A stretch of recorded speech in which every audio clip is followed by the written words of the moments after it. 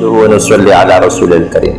امریکہ میں ایک film company کے مالک کو نماز پڑھتے لوگوں کی فلمیں بنانے کا شوق ہوا، تو اس نے چند عرب والوں سے جو امریکہ میں مقیم تھے اپنا یہ خیال ظاہر کیا اور کہا کہ آپ لوگوں میں جو خوش الحان مؤذن ہو، وہ دل نشین آواز والا قاری ہو، اس کو لائیے اور 10-15 آدمی پیچھے اقتدا کرنے والے بھی آ جائیں، میں نماز کی فلم بناؤں گا۔ چنانچہ عشاء کے وقت یہ سب فلم اسٹوڈیو میں آئے۔ مؤذن نے اذان کہی، کمپنی کا مالک پوری توجہ سے سن رہا تھا، اس پر کچھ عجیب سا اثر ہونے لگا۔ پھر نماز شروع ہوئی تو قاری صاحب جو امام تھے جو تلاوت کرتے جاتے، خدا کی شان وہ آدمی سن سن کے روتا جاتا۔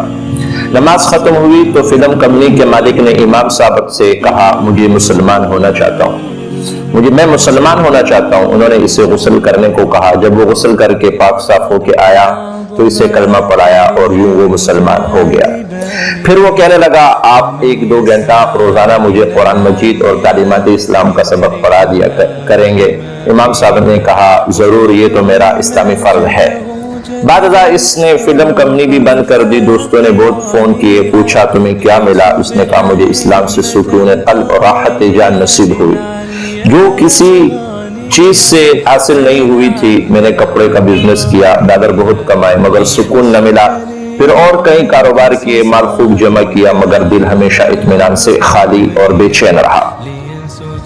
اب مجھے کسی کاروبار کی ضرورت نہیں ہے، میرے پاس دولت اتنی ہے کہ ساتھ کشتے کھا سکتی ہے۔ ایک سکون کی دولت چاہیے تھی، سو وہ مجھے اللہ تعالیٰ نے عطا کر دی۔ بس اب میں اسی دولت میں ترقی چاہتا ہوں اور اسی کو دل سے لگانا چاہتا ہوں، مجھے خدا بس یہی نصیب کرے۔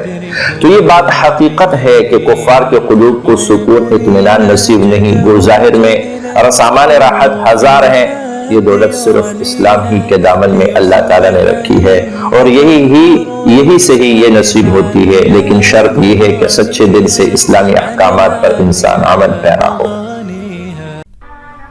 Thanks for watching. Don't forget to like, comment, share and subscribe to فہمی